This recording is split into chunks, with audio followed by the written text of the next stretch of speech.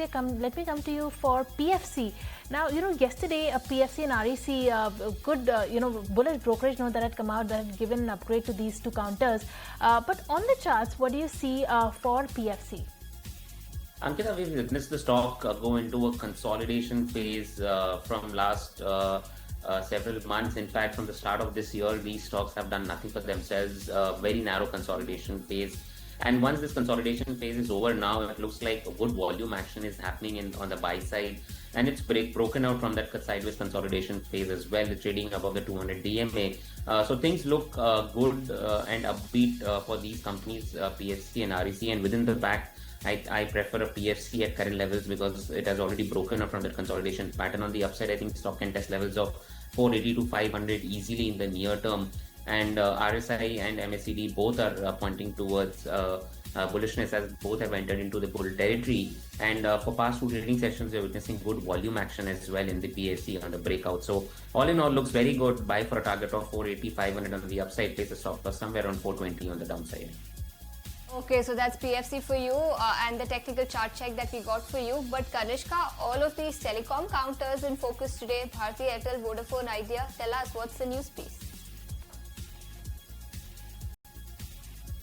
That's right. So both Bharti Airtel and Vodafone Idea, they are under pressure today after UBS issued a very cautious outlook on the sector, citing valuation concerns and tariff uncertainty there. Now, Bharti Airtel has been downgraded to sell with a target price of 1970 rupees, whereas Vodafone Idea, that has been cut to neutral with a target price of 8.5 rupees.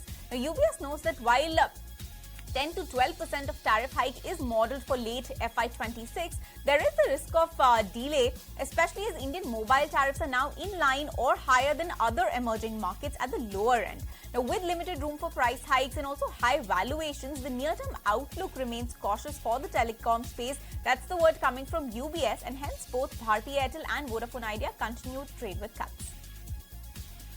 All right, moving on from the telecom sector. On the back of that, UBS downgrade coming in.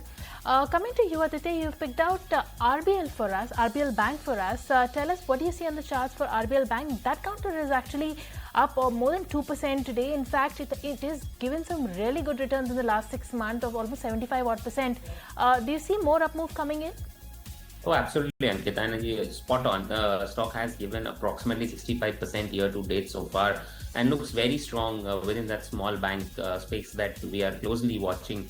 And a lot of these banks are doing well for themselves, the CUB, RBL Bank. And RBL Bank definitely things looks very strong, and I think there's room on the upside still left here. For a target of 300 to 350, one can still look to buy the stock even at current levels. It's more of a positional trade, Ankita. I'm not looking for a trading perspective in RBL Bank because my sense is going ahead, you will see a big up move in RBL Bank. So for a target of 300, at least one should look at buying the stock at current levels, and maybe on the downside, good support area around 245 to about 250.